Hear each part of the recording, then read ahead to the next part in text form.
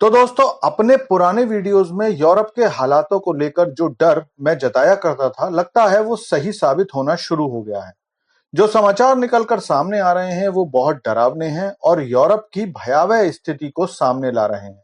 दरअसल 1 महीने पहले ही ब्रिटेन में आम चुनाव हुए थे। इन चुनावों में लेफ्ट विचारधारा की पार्टियों ने जीत हासिल की थी।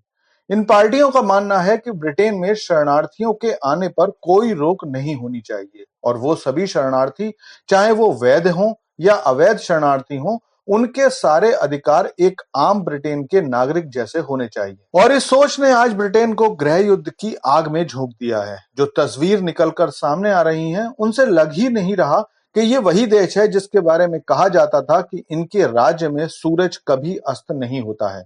चारों तरफ लोग दंगा करते देखे जा सकते हैं। पुलिस दंगाइयों पर आंसू गैस और लाठीचार्ज का प्रयोग कर रही है। लेकिन समाज के दो धड़े जिस नफरत के साथ लड़ते नजर आ रहे हैं, उसे देखकर कोई भी नहीं कह सकता कि ये ब्रिटेन से आई तस्वीर है। और ये सारा कुछ किसी एक या दो शहरों में नहीं हो रहा है, बल्कि ये पूरे ब्रिटेन में हो रहा है। कोई शहर, कोई कस्बा अब इस युद्ध से बचा हुआ नहीं है। जिन क्षेत्रों में हालात काबू में भी माने जा रहे थे, उनसे भी अब दंगे की खबरें आने लगी हैं। इन दंगों को देखकर पिछले साल के फ्रांस के दंगे याद आ रहे हैं, जहां पर अवैध शरणार्थियों ने फ्रांस के नागरिकों के बाजार और घरों को आग के हवाले कर दिया था।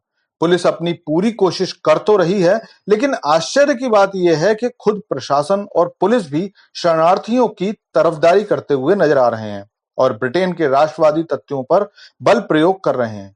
लेकिन अब आपको मैं बताता हूं कि भला ये हालात बने कैसे। तो दोस्तों, कल एक अवैध शरणार्थी ने उत्तर पश्चिमी ब्रिटेन में 3 लड़कियों की हत्या कर दी थी। इस खबर के बाद पूरे क्षेत्र में राष्ट्रवादी लोग इकट्ठे होने लगे और धीरे धीरे वो प्रदर्शन करने लगे।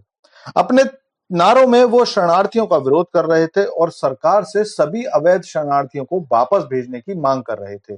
कुछ समय बाद ही शरणार्थियों की भीड़ हाथों में हथौड़ा और कुल्हाड़ी लेकर उनके सामने आ गई और प्रदर्शन कर रहे ब्रिटेन के नागरिकों पर हमला कर दिया। हमलावर अपने हाथों में पेट्रोल बम भी लिए हुए थे। शरणार्थियों ने व्हाइट लोगों पर हमला कर दिया, जिससे काफी लोग घायल हो गए।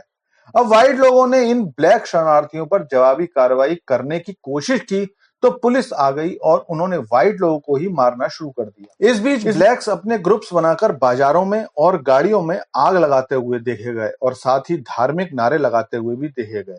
दरअसल पूरे यूरोप सहित ब्रिटेन के हालात अब बहुत ज्यादा खराब हो गए हैं। यूरोप ने 10 सालों पहले जो अपने देशों के बॉर्डर अफ्रीका के लोगों के लिए खोले थे, वो अब उनके लिए घातक सिद्ध हो रहा है। हालांकि यूरोप के इटली, पोलैंड, हंगरी जैसे देश अब इनके खिलाफ कुछ कदम उठा रहे हैं, लेकिन पिछले 10-12 सालों में जो शरणार्थी यूरोप में आ गए हैं, उन्होंने लॉ एंड ऑर्डर को लगभग बर्बाद कर दिया है।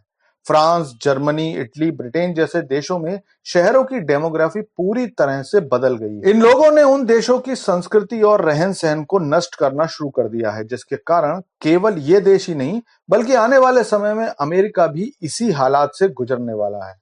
लेकिन दुख की बात यह है कि इन देशों की सरकारें अभी भी अपने नागरिकों का साथ नहीं दे रही हैं। इस बारे में आपका क्या विचार है? कमेंट करके बताइए। Thanks for watching video.